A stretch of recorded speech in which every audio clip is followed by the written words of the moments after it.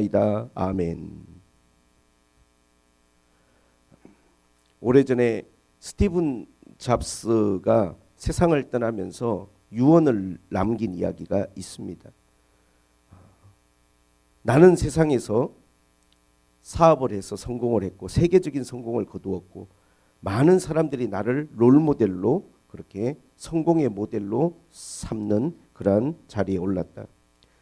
하지만 일 빼고는 나에게 별로 즐거움이 없었다.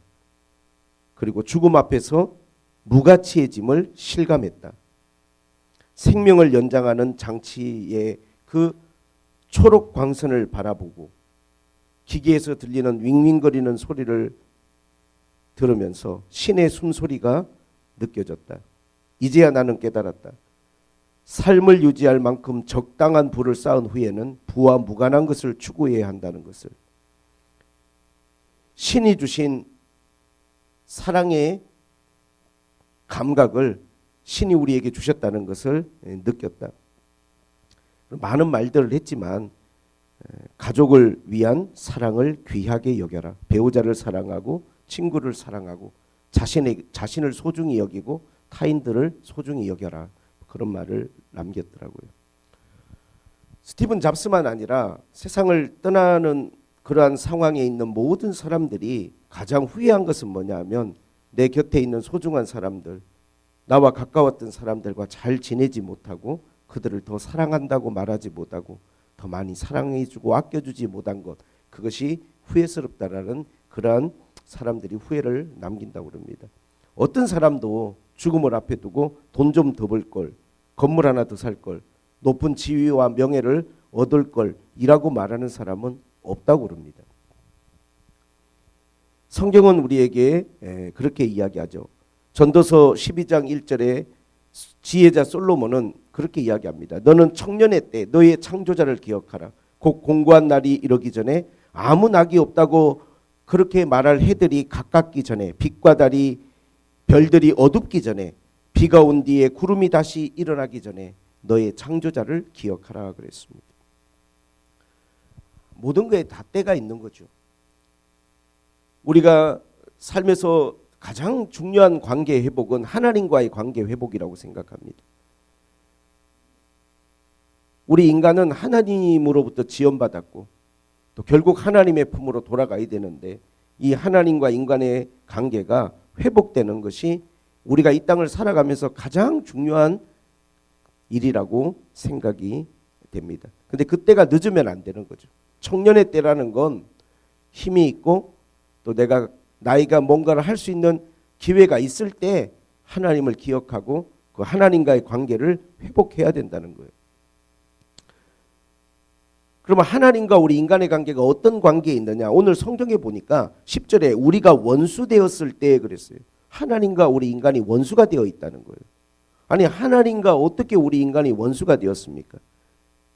그 죄 때문이죠.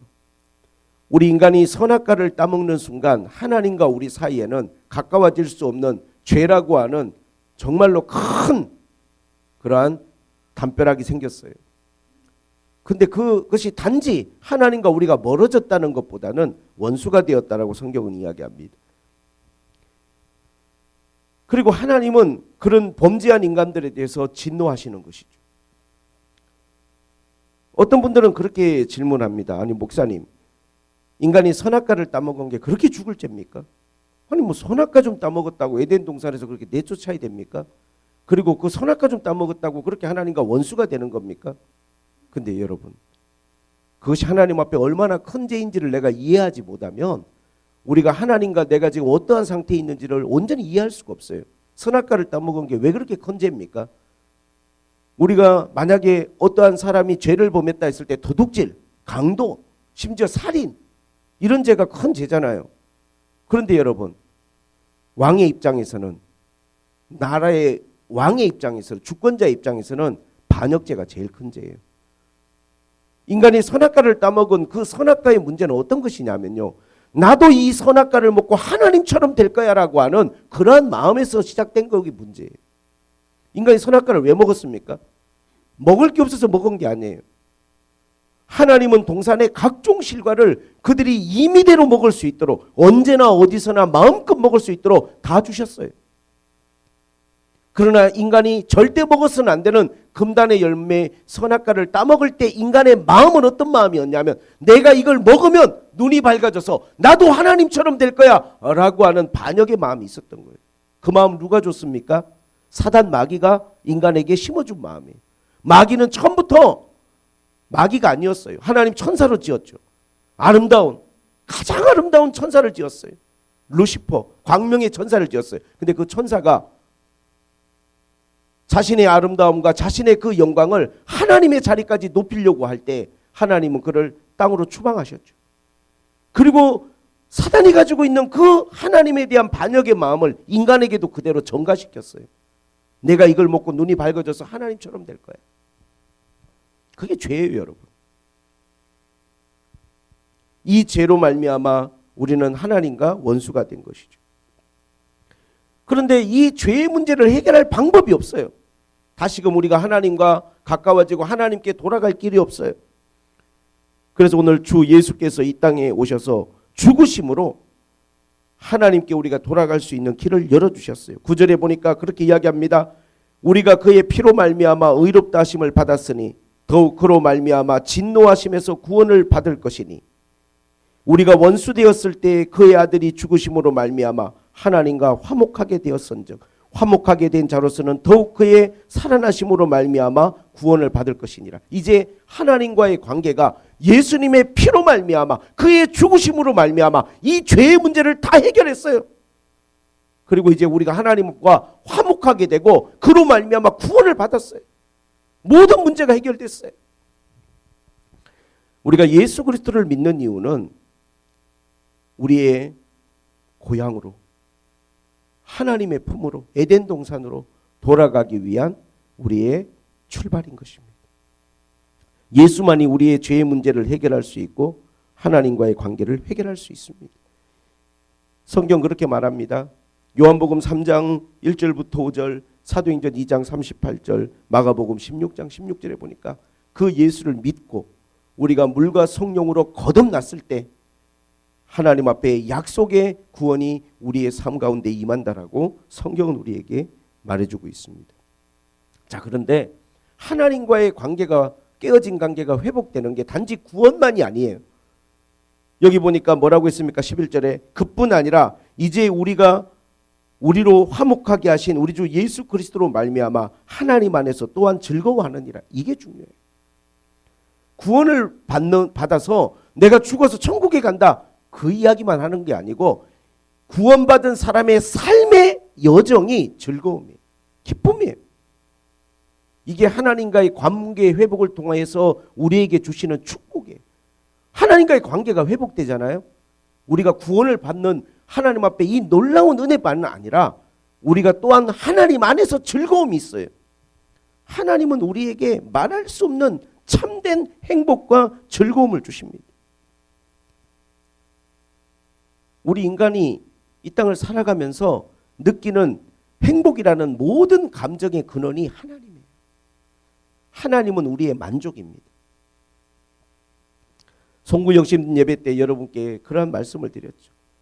사도 바울은 항상 기뻐하라고 그랬어요. 다시 말하노니 기뻐하라.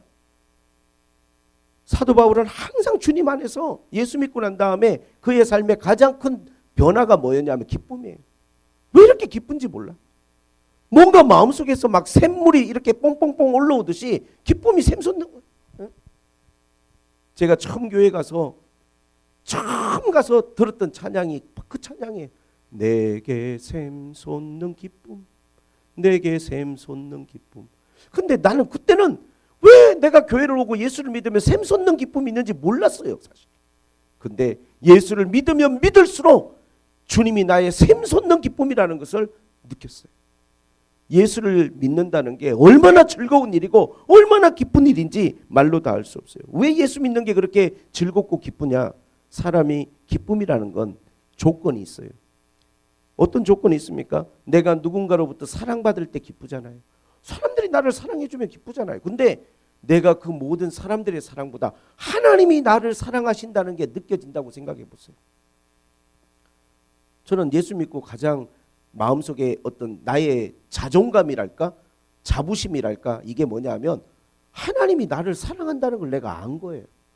하나님이 눈에 보이지 않지만 그분이 나를 사랑하시는구나. 하나님이 나를 사랑한다는 이 사실이 내 기쁨의 이 샘물이에요.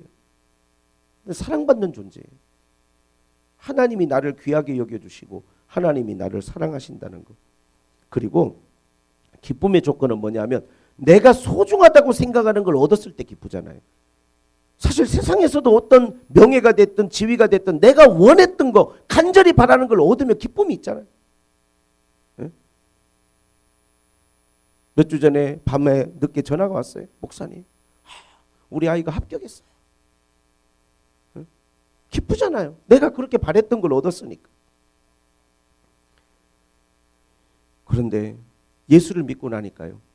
정말로 내가 하나님을 소유했고 예수 그리스도를 선물로 받았고 또 내가 하나님의 나라 그 나라에 들어갈 수 있는 특권을 얻었고 내가 이렇게 하나님께 받은 선물이 많고 또 성령을 선물로 주시고 그 성령이 내 안에서 늘 말씀하시고 나와 대화하시고 받은 게 많으니까 기쁠 수밖에 없잖아요. 하나님께 받은 게 많으니까. 뿐만 아니라 이렇게 하나님으로부터 구원을 받고 사랑을 받고 은혜를 받고 나니까요. 좀 자족하는 마음이 생겨요. 너무 막 허기진 사람처럼 세상에 뭐 하나라도 더 끌어모으려고 하는 이 막 욕심에 끌려 사는 사람이 아니라 이 어떤 내 스스로 내게 주어진 이 상황을 좀 내가 감사하게 받아들일 수 있는 이 마음의 여유와 자족하는 마음이 생겨. 그러니까 또 기쁜 거예요. 또 그러니까 기쁜 거예요. 네? 자족하는 마음이 없으면요. 사람이 멈출 줄을 몰라요. 브레이크 없는 그냥 차처럼 질주만 하는 거야. 사고 나죠. 사도 바울이 그렇게 말했어요. 내가 너희들이 볼 때 너무 기뻐하고 너무 평안을 누리고 심지어 감옥에 갇혀 있는데도 매를 맞았는데도 찬송을 부르고 그렇게 내가 기뻐하고 그걸 보면서 너희들이 그 비결이 뭔지 궁금하냐? 자족이라고 그래. 자족.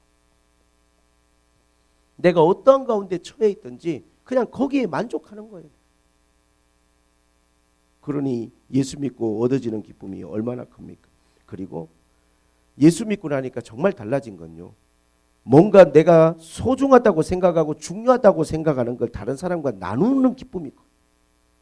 예수 믿지 않을 때는요. 나누려는 마음 별로 없어요. 사람 어차피 뭐 줘봤자 고마운 줄도 모르고 감사할 줄도 모르고 뒤통수나 치고 사람에 대한 어떤 부정적 감정들이 너무 많은데 내가 예수 믿고 나니까요. 좋은 소식을 나누고 복음을 나누고 예수 믿는 거 나누고 또 내가 깨달은 거 내가 지식 꼭 뭔가가 돌아오는 것에 대한 기대가 아니라 그냥 내가 받았던 소중한 것들을 나누고 싶은 마음이 많아지는 거예요. 사도 바울이 그랬어요. 예수 믿고 나니까요. 복음을 전하고 예수님을 알리고 나누고 싶은 거죠. 응? 뿐만 아니라 사랑을 나누고 응? 음식을 나누고 자꾸 나누고 싶은 마음이 많아지는 게 기쁨의 원천이에요. 그러니 하나님을 믿으면 내가 구원을 단지 받았다는 게 아니라 내 삶이 완전히 변하는 거예요. 정말 제대로 하나님을 믿고 나면 그 안에서 즐거워할 수 있어요. 그 즐거움을 누리셔야 돼요. 아 목사님 저는 근데 하나님을 믿으면서도 그렇게 즐겁지가 않은데요. 그건 하나님 앞에 내가 지금 하나님과 좋은 관계 하나님과의 관계가 내가 제대로 돼 있는지를 다시 한번 생각해 봐야 돼요. 여러분 바다를 한번 보세요. 바다가 어떤 면에서 보면요. 오염 물질들이 다 흘러들어가는 곳이 바다예요.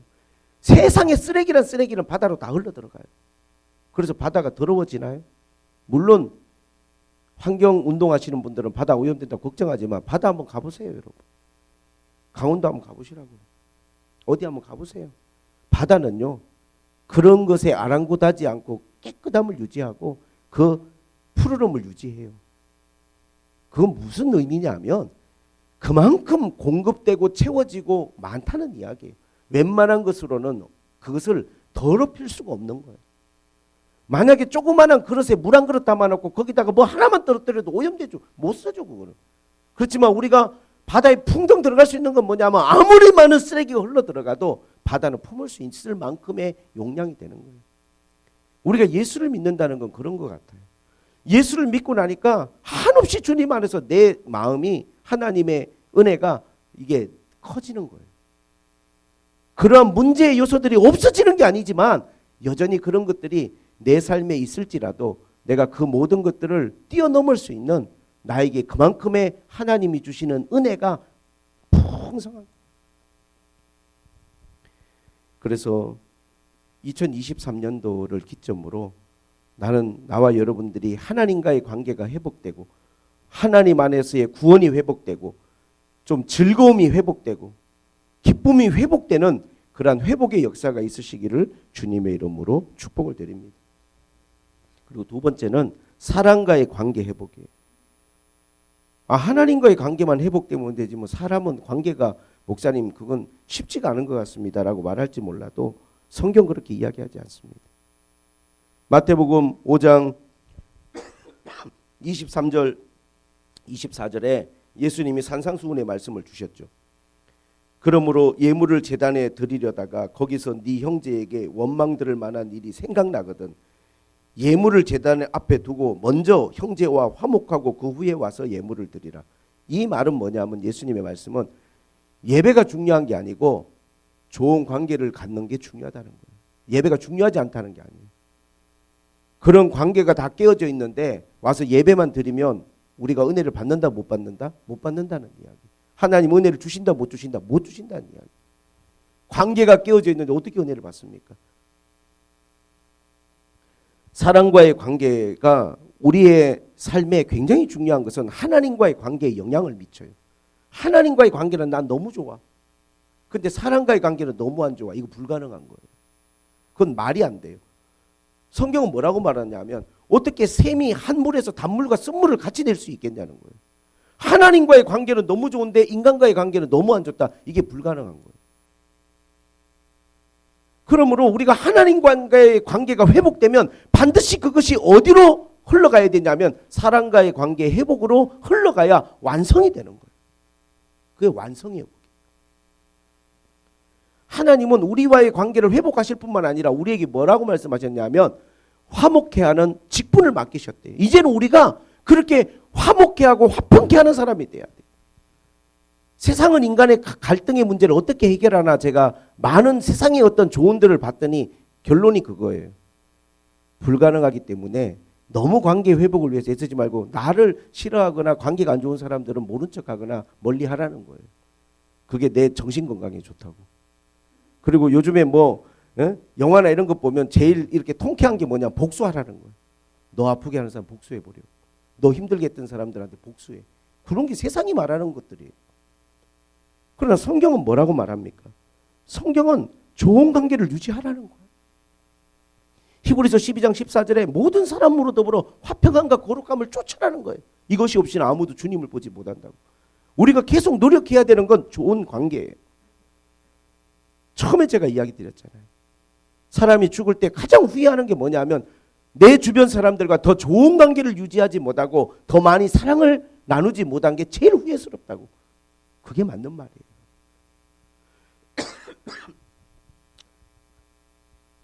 근데 인간관계가 좋아지는데 저는 오늘 두 가지를 여러분께 말씀을 드리고 싶어요.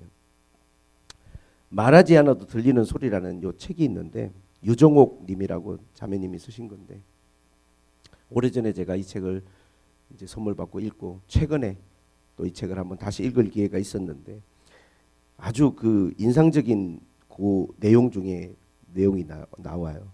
그게 뭐냐면 그렇게 할 말이 많더냐라고 하는 파트인데 거기 보니까 이분이 이제 그 노숙자 사역을 오랫동안 했어요. 정말 그들을 위해서 많이 헌신을 했는데 어느 날 묵직한 우편물 하나가 온 거야. A4 용지 한 10장 정도. 딱 열어봤는데 처음부터 끝까지 욕이야. 처음부터 끝까지. 다 자기에 대한 난도질 비난의 글을 막 10장을 써서 보낸 거야. 이거는 읽다가 갑자기 막 손이 부들부들 떨리는 거죠.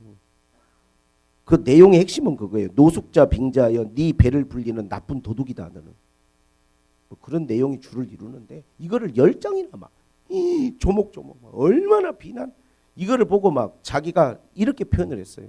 온몸에 칼을 맞아서 막 머리끝부터 발끝까지 피가 철철 나는 것 같은 고통을 느꼈다는 거예요. 2시간 동안 그거를 막 읽고 난 다음에 2시간 동안 부들부들 떨다가 자기는 15장 답안지를 만들었어요. 조목조목 반박하는 그 사람한테 15장 A4 용지.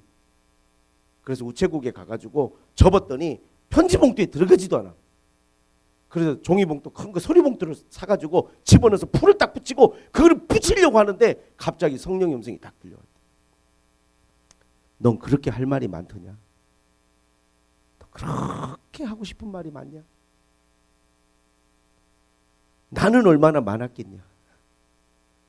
나는 그렇게 십자가 지고 가면서 사람들이 비난하고 손가락질하고 돌 던지고 침 뱉고 그렇게 할 때 나는 얼마나 많았겠냐? 이사야서 56장에 보니까 마치 도수장으로 끌려가는 양처럼 아무 말 하지 않고 끌려가는 나는 어땠겠냐? 주님이 갑자기 성령의 음성으로 그 말씀을 주시는데 너무너무 막 분해서 이 마음이 상해서 막 부들부들 떨리는데 우표까지 다 붙여놓은 거, 이 풀까지 다 발라놓은 거를 그냥 성령이 그런 감동을 주시니까 다 찢어서 쓰레기통에다 버리고 집으로 돌아왔대요. 마음이 분노가 가라앉지 않는 거예요. 사도 바울이 그런 고백을 했죠. 복음을 전할 때 내가 예수님 때문에 받는 능욕과 궁핍과 환난과 핍박과 공고를 내가 다 그거를 주님의 사랑으로 내가 감당하고 그 어떤 것도 주님을 향한 사랑에서 나를 끊을 수 없다고. 그 중에 능욕을 당한 거죠. 능욕. 나를 욕하는 거잖아요. 지금 나를 비난하는 거잖아요. 난 진심으로 노숙자들을 섬겼고 진심으로 했는데 비난을 받았을 때 사람의 마음이 뭡니까? 마음의 감정이 상하는 거죠. 여러분, 인간관계에서 가장 중요한 건 감정이거든요. 우리가 저기 러시아 전쟁 때문에 혹시 잠 못 주무시는 분 계세요? 우크라이나 러시아 전쟁 때문에 난 잠을 못 잔다. 남극이 녹는다는데 환경 오염 때문에 난 잠이 안 온다. 이런 사람 없어요. 우리가 잠 못 자는 건 누가 나한테 한 기분 나쁜 말 한마디 때문에 잠이 안 오는 거. 그게 박혀갖고. 사람이라는 건요. 어마무지한 큰 어떤 주제로 내가 관계가 틀어지는 게 아니라 내 마음과 감정을 상하게 하는 뭐 한 가지 때문에 그런 거예요. 그게 나를 힘들게 하는 거라고. 근데 이분이 이제 그리고 그 이 책에 보면 그 내용이 나와요. 그리고 돌아왔는데 보름 있다가 전화가 왔어요. 자기를 비난하는 편지를 보냈던 사람한테 눈물의 사죄의 전화가 왔어요. 정말 죄송합니다. 죽을 죄를 졌습니다. 제가 편지 보내고 너무 마음이 고통스러웠습니다. 그러면서 사죄의 전화가 왔을 뿐만 아니라 지금 자기 옆에서 그분이 마치 사도 바울 옆에 브리스길라와 아굴라가 평생을 도와주면서 내 눈이라도 빼서 당신을 돕고 싶다고 말할 정도로 죽을 때까지 동역자가 되었던 것처럼 지금 이분이 자기를 비난했던 그분이 자기 옆에서 가장 절친한 자기 사역자가 되고 동역자가 돼서 자기를 돕고 있다는 거예요.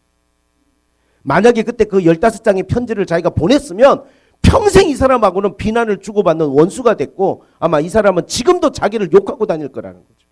그때 주님이 성령으로 주셨던 그 감동 하나가 이렇게 자기의 삶에 큰 선물을 하나님께 받았다.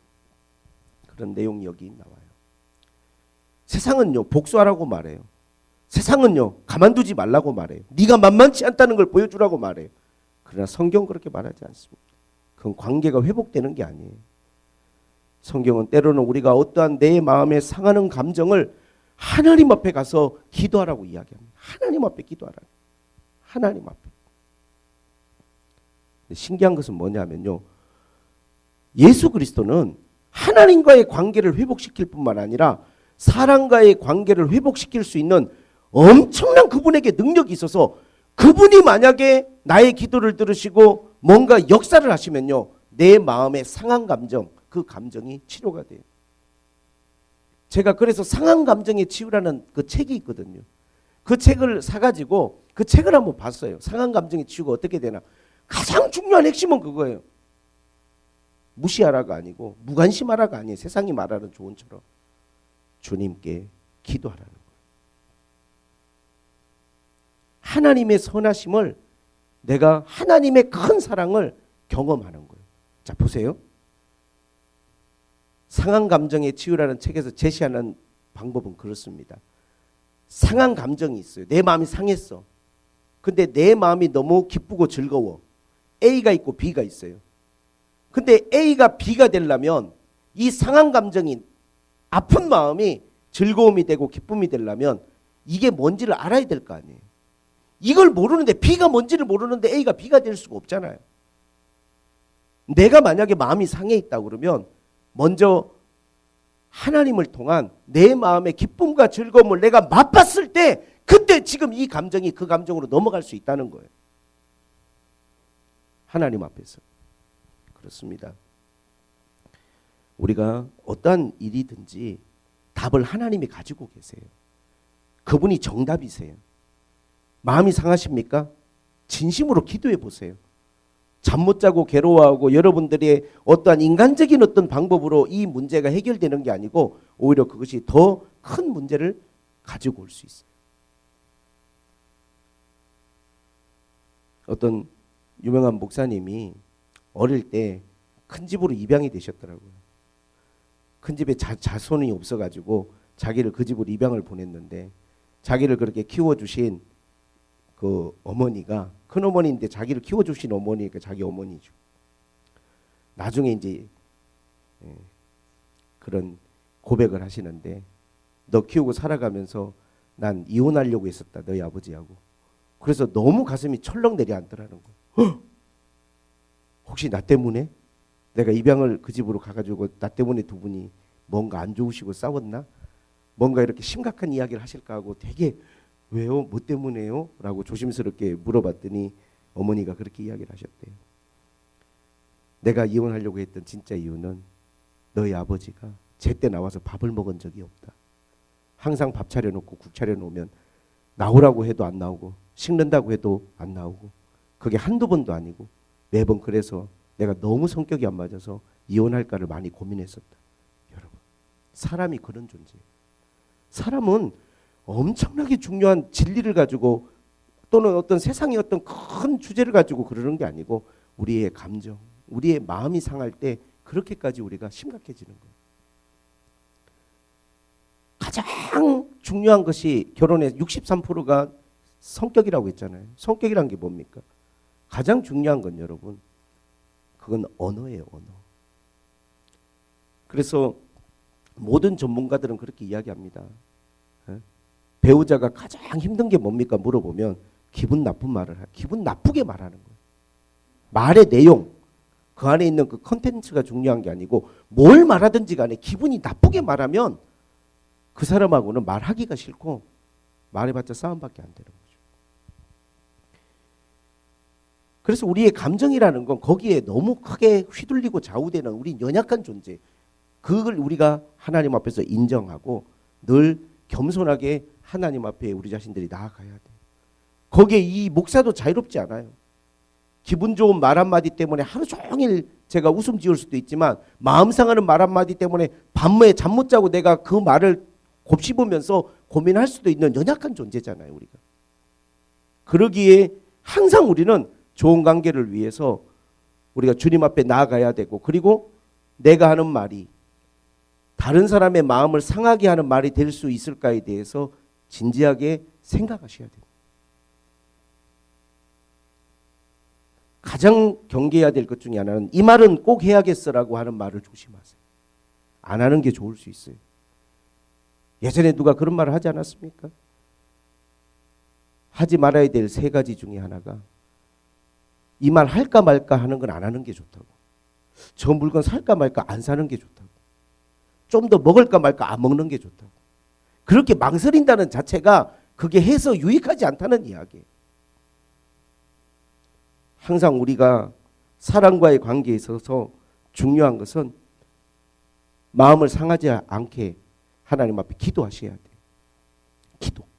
하나님, 나로 인하여 마음이 상하지 않도록 좋은 관계가 유지될 수 있도록 하나님 은혜를 베풀어 달라고 도와달라고 기도해야 됩니다. 그리고 마음이 상했을 때 어떻게 해야 됩니까? 하나님께 기도해야 돼요. 하나님 내 마음을 어루만져 주시라고. 응? 상한 마음으로 내가 나가는 말들은요, 독한 말들이 나가고 상대방의 마음을 더 상하게 하는 말들이 나갈 수 있기 때문에 하나님 앞에 기도해야 됩니다. 이렇게 할 때 우리가 사람과의 관계가 좋아지는 것이죠. 말만 조심해도 저는 절반 이상은 해결된다고 봅니다. 그리고 두 번째 중요한 게 있어요. 사람과의 관계에 있어서 중요한 것은 사람에게 너무 많은 기대를 하지 않는 것입니다. 성경 그렇게 이야기합니다. 세상의 그 무엇보다도 거짓된 게 사람의 마음이라고. 사람은 믿음의 대상이 아니잖아요. 왜냐하면 사람은 연약한 존재거든요. 상황에 따라 우리가 계속해서 수시로 변할 수 있는 게 사람이기 때문에 우리가 주로 상처를 받거나 사람과의 관계가 힘들어지는 게 사람에게 너무 많은 기대를 가지니까 그래. 우리가 믿을 것은 하나님밖에 없어요, 여러분. 사람은 어떤 존재냐? 하나님이 사랑하라고 내 곁에 두신 존재들이에요. 사람은 사랑의 대상이에요, 여러분. 믿음의 대상이 아니에요. 믿으면 사람에게 우리가 실망할 수밖에 없어요. 대부분 우리가 마음이 언제 상하냐 하면 사람을 믿다가 마음이 상하는 거예요. 그래서 오죽하면 속담에 믿는 도끼에 발등 찍힌다는 말이 나오겠어요. 자꾸 그런 일이 생기는 거예요. 사람이 연약하다는 것을 나도 연약하지만 내 배우자도 연약하고 내 자녀들도 연약하다는 것을 우리가 기본적으로 인식하고 인정하는 게 중요해요. 하나님에 대해서는 많이 기대하셔야 돼요. 하나님과의 관계에 있어서 우리가 제일 하나님을 서운하게 하는 게 하나님을 너무 기대하지 않는 거예요. 뭐 이런 기도를 하나님 들어주실까? 뭐 이렇게 기도한다고 하나님이 이 관심을 가지실까? 이게 진짜 하나님 마음을 아프게 해요. 하나님은 우리가 기대해야 될 뿐이에요. 믿어야 될 뿐이에요. 그러나 사람은요, 우리가 사랑해야 될 대상이고 내가 정말로 그렇게 사랑하며 살아가야 될 대상이지 내가 믿고 기대할 대상이 아니라고요. 위대한 믿음의 선배 다윗도 그렇게 늘 고백했습니다. 내가 하나님만 바란다고. 믿고 바라는 건 하나님이에요. 그러나 나와 함께하는 내 주변에 있는 하나님이 내 곁에 두신 사람들은 소중하고 하나님이 그들을 사랑하라고 말씀하셨잖아요. 서로 사랑하라고. 사람을 사랑의 대상으로 바라보면 우리가 관계가 좋아져요.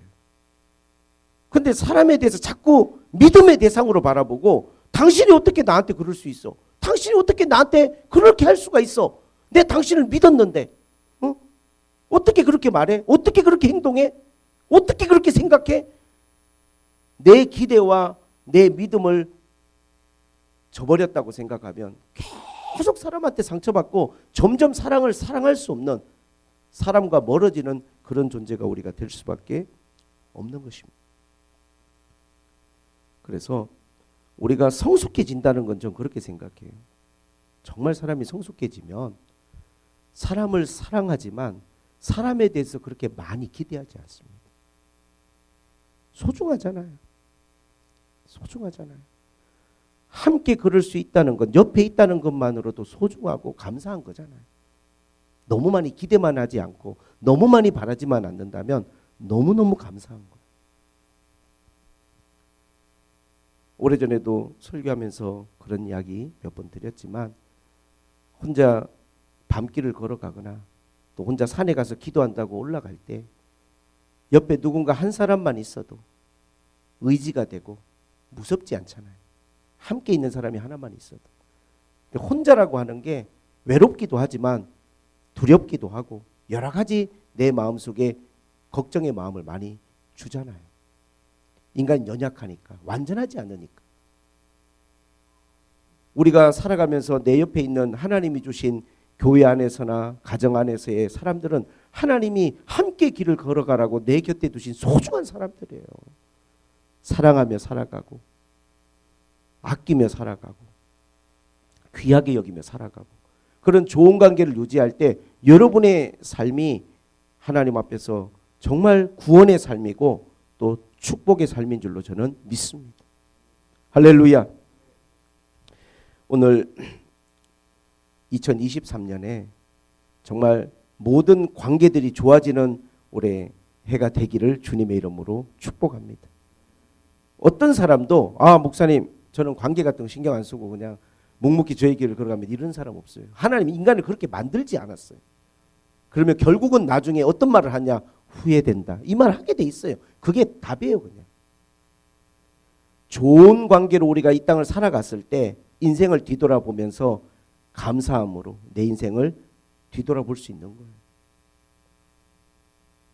하나님과의 관계가 정말 여러분 회복되고 그 안에서 여러분이 많은 즐거움을 누리시기를 바라고 사람들과의 관계가 회복되어서 여러분의 걸어가는 인생의 길이 외롭지 않고 하루하루의 삶 속에서 감사가 넘치고 기쁨이 넘치는 그러한 복된 삶이 되시기를 예수님의 이름으로 축복을 드립니다. 할렐루야. 올 한 해는 우리 모두가 교회 안에서 가정 안에서 또 여러분의 직장 안에서 좋은 관계 속에서 올 한 해는 하나님 앞에 많은 복을 누리시는 그런 축복의 해가 되시기를 여러분에게 축복을 드립니다. 하나님 아버지, 예수 그리스도를 통해서 하나님과의 관계가 회복되고 그 안에서 즐거움을 누릴 수 있어서 감사를 드립니다.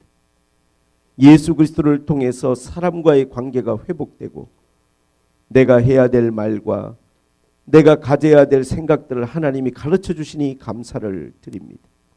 소중한 사람들, 고마운 사람들, 사랑하는 사람들, 그들과 좋은 관계 속에서 깨어진 관계가 회복되고 주님 앞에서 우리가 천국 가는 날까지 우리가 하나님 앞에서 그 좋은 관계들을 누리고 그 안에서 기쁨을 누리고 하나님 앞에 축복을 누리며 살아가는 귀한 우리 성도들이 되게 하여 주옵소서. 예수님의 이름으로 기도하옵나이다. 아멘. 주신 말씀을 생각하면서 같이 기도하기를 원합니다.